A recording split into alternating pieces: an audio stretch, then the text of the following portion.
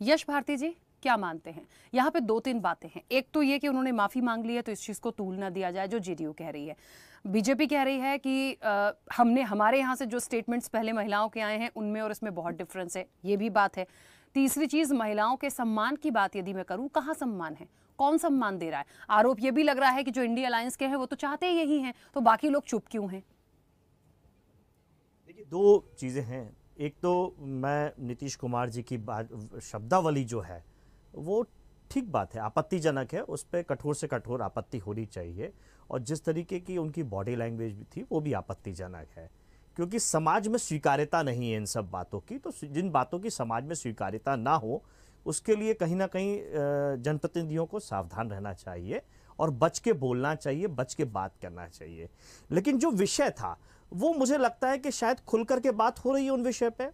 अगर भारतीय जनता पार्टी के लोग बात करें, मैं इसको राजनीतिक रूप नहीं देना चाहता, क्योंकि मेरे घर में भी मेरी पत्नी है, मेरी बहन है, मेरी बेटी है, मेरी माँ है, ये सब विषय उनसे जुड़े हुए हैं और ये मुझसे भी जुड़ा है। अगर मैं बात करूं, मेरा बेटा है तो मेरे बेटे से भी जुड़ा हुआ है, तो ये सब समाज से ही चीज़ें जुड़ी हुई हैं।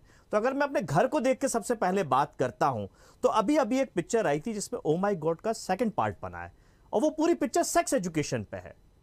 तो किसने पास करी? वो केंद्र सरकार का सेंसर बोर्ड था और उसमें खुल करके ये बातें हुई हैं कि जरूरत है चर्चा करने की सेक्स एजुकेशन की, नहीं तो बच्चे किस तरफ जाएंगे, किस तरीके की बातें होंगी। एक शरारती बच्चा दूसरे अच्छे बच्चे को, जो शरारती नहीं है, जो जिसको शायद मेरे शब्दों का चयन ठीक ना हो, जो खुरापाती करता है, जो समाज को बिगाड़ने का काम करता है, और एक बच्चा जो वाकई में जिज्ञासु है, जो उम्र के साथ होता है, जिसको हम टीनेजर्स कहते हैं, वो लड़कियों में भी होता है और लड़कों में भी होता है। उम्र के साथ एक जिज्ञासा होती है चीजों को समझने की। उस समय बच्चों को जरूरत होती है कि बेहतर अध्यापक, एक बेहतर जानकार उसको वो चीजें समझाए, उसकी जिज्ञासा को पूर्ण करे। क्या हमारे समाज में वो जिज्ञासा पूर्ण करने की व्यवस्था है?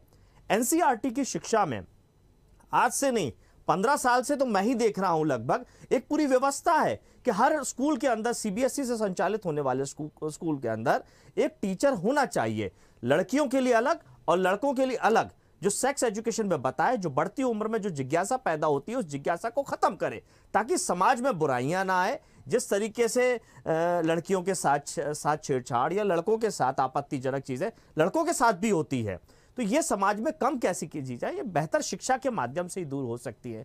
लेकिन ऐसा होता नहीं है। एक मैं भोपाल राजधानी का बड़ा उदाहरण बताता हूं आपको।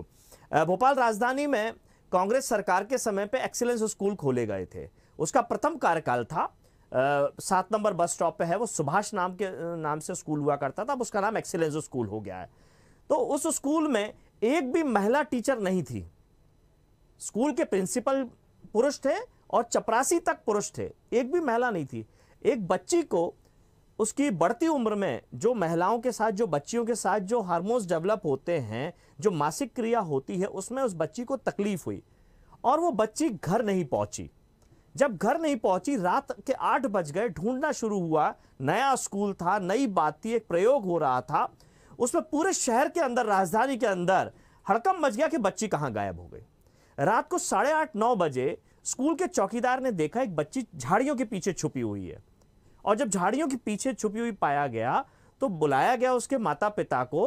वो बच्ची झाड़ियों से निकलने को तैयार नहीं थी, और जब उसकी मां ने उसको निकाला, उसके कपड़े पूरे लाल थे, गंदे हो रहे थे, और तब ये बात समझी गई कि वो बच्ची इस हिचक के कारण चर्चा ही नहीं कर पाई, बात ही नहीं कर पाई। तो उस स्कूल के अंदर फिर महिला शिक्षकों को और महिला जो सफाई कर्मचारी होते हैं उनकी भर्ती की गई, और ताकि और बच्चों को समझाने की कोशिश की गई। तो प्रयोग होते हैं, चीजें होती हैं।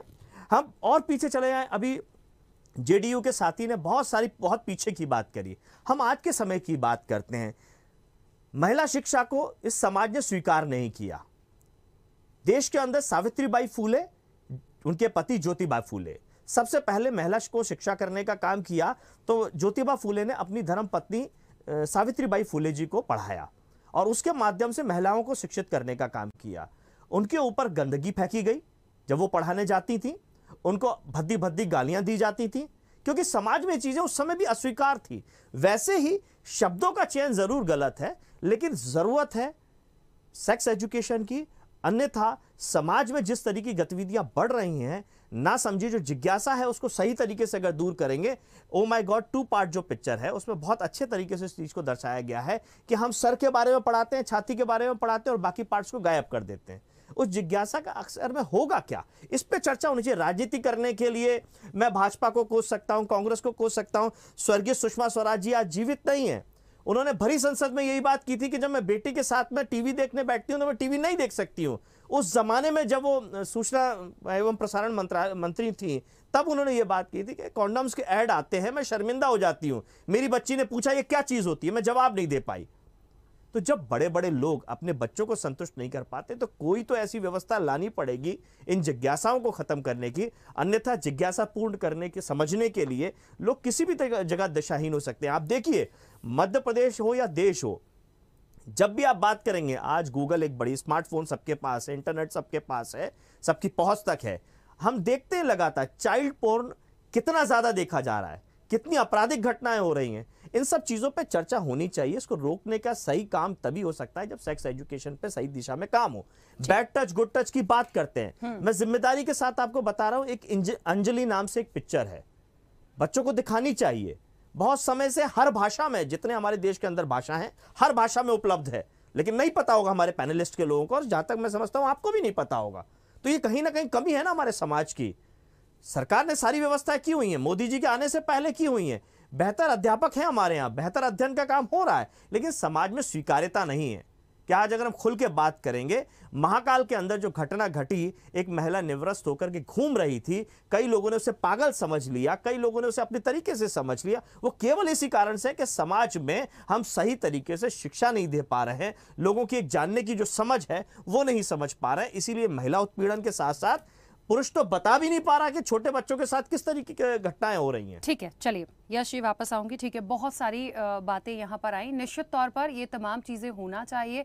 जहाँ तक एजुकेशन की बात हुई है, सेक्स एजुकेशन की बात हुई है, ये तमाम चीज़ों की जानकारी देना चाहिए। लेकिन आज वर्तमान का जो सिनेरियो है, जो हो गया है, जो निकल चुका है, मुझे लगता है उन चीज़ों पर ठीक है, सबकी व्यक्तिगत राय हो सकती है, राजनीति इस पर नहीं करनी है। लेकिन थोड़ा सा सवाल वहीं आ गया था कि हम नीतीश कुमार की शिक्षा की भी बात कर लें। कभी तो शिक्षा मतलब एक आप किस जगह पे किस भाषा का इस्तेमाल कर रहे हैं, ये तो खुद की समझ होती है। आप किस विषय पे बात कर रहे हैं, वो एक सिनेरियो अच्छा है कि आप वो देना चाहते हैं, आप समझाना चाहते हैं, लेकिन आपने कह कैसे दिया, उसके चक्कर में जो तमाम लोग वहां थे उनके साथ गलत हुआ। खैर राखी जी, चैतन्य, हाँ, हाँ, आपकी बात को आपने अच्छी तरीके से उस बात की, मैं भी निंदा कर रहा हूँ उस बात की। शब्दावली समाज में स्वीकार नहीं है, समझ के चलना चाहिए। लेकिन हमारे भारतीय जनता पार्टी ने के साथी ने तेजस्वी जी को क्यों लिया कि हर चीज में राजनीति की आवश्यकता क्या है? क्या उनको वो समाज का हिस्सा नहीं है?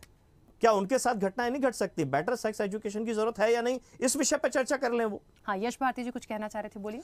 राखी जी, बड़े अफसोस की बात है कि हमारे भारतीय जनता पार्टी के साथी अभी भी चुनावी मोड में हैं, इंडी गठबंधन की बातें कर रहे हैं।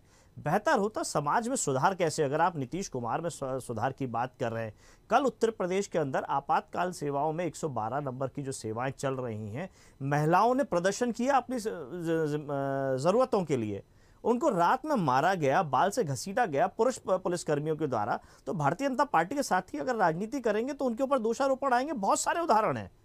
तो हमें इन विषयों पर राजनीति नहीं करनी चाहिए। समाज में अगर हम सुधारने की बात करते हैं, नीतीश कुमार जी में सुधार की बात करते हैं, तो बेहतर समाज कैसे निर्मित होगा?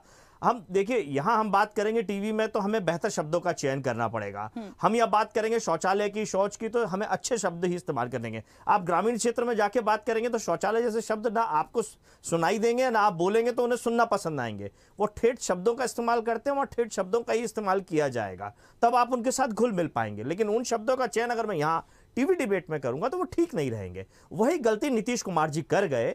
जो भी उनका बताने का मकसद था, जो भी उनका तरीका था, ना बॉडी लैंग्वेज अच्छी थी, ना शब्दों का चयन अच्छा था। सेक्स एजुकेशन पे बात होनी चाहिए, खुल के होनी चाहिए, लेकिन शब्दों का चयन, जैसा कि स्वर्गीय शरद यादव जी ने एक बार सदन के अंदर बात की थी कि फेयर एंड लवली का विज्ञापन होता है, तो फेयर एंड लवली का मतलब कि हर आदमी फेयर हो जाए, गोरा हो जाए, गोरे लोगों के लिए विज्ञापन चल रहा है।